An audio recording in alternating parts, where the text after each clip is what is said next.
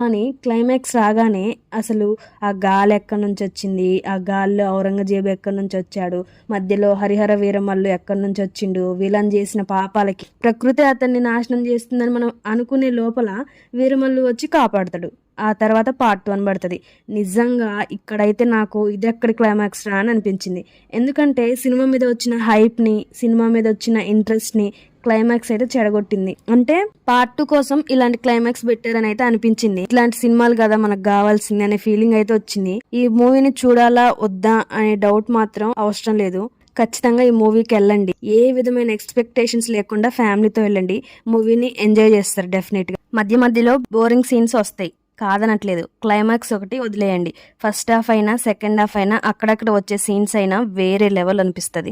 నిజంగా పవన్ కళ్యాణ్ గారి లుక్స్ అయితే వేరే లెవెల్. ఫ్యాన్స్ అయితే టైటిల్ కార్డు వచ్చినప్పటి నుండి ఇంటర్వెల్ వరకు ఒకటే విజిల్స్. సినిమా అయితే ఓవరాల్ గా బాగుంది.